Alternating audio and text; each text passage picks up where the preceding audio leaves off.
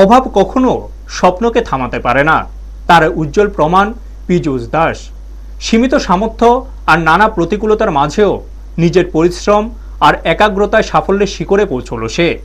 খোয়াইয়ের সোনাতলা এলাকার বাসিন্দা পীযূষ দাস এবারে সিবিএসই পরিচালিত মাধ্যমিক পরীক্ষায় 97.5% নম্বর পেয়ে নজর কেড়েছে সকলের। তার এই সাফল্যে খুশির হাওয়া বইছে পরিবার থেকে শুরু করে গোটা এলাকা জুড়ে। পীযূষের বাবা একজন গৃহশিক্ষক, স্বল্প উপার্জনে কোনো মতে সংসার চালালেও ছেলের পড়াশোনায় কখনো খামতি রাখতে দেননি তিনি।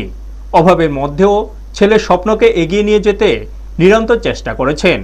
খোয়াই সরকারি দ্বাদশ শ্রেণী বিদ্যালয়ের ছাত্র পীযূষ নিজের কঠোর পরিশ্রম ও অধ্যবসায়ের মাধ্যমে সেই সাফল্য অর্জন করেছে। তার এই ফলাফল প্রমাণ করে দেয় ইচ্ছাশক্তি আর অধ্যবসায় থাকলে কোনো বাধাই বড় হয়ে দাঁড়াতে পারে না। পীযূষের এই সাফল্যে গর্বিত তার পরিবার, শিক্ষক এবং স্থানীয় বাসিন্দারা। ব্যুরো রিপোর্ট, নিউজ তৎকাল 24। আমি খোয়াই এইচএস স্কুলের ছাত্র। এই বছর সিবিএসসি বোর্ড এক্সামে হয়েছিলাম। 97% পেয়ে মাধ্যমিক পাস করেছি। আর এ সাফল্যের পেছনে আমার বাবা আর আমার টিচারদের দান রয়েছে। বাবা টিউশনি করে। বাড়িতে কে কে আছে? আর বাড়িতে আমার বাবা, মা, আমার ঠাম্মা, তারপরে জেঠু, জেম্মা আর বাকি ভাই বোন রয়েছে।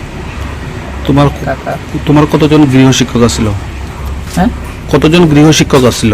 গৃহশিক্ষক বলতে অফলাইন টিচার প্রথমে 3 জন আসলে, পরে একজন বাদ দিলে।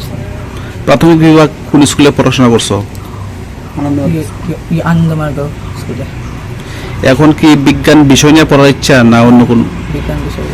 ভবিষ্যতে কি হওয়ার ইচ্ছা? ইঞ্জিনিয়ার হওয়ার ইচ্ছা। কোন বিষয়ে ইঞ্জিনিয়ারিং এ আগ্রহ? বিটেক।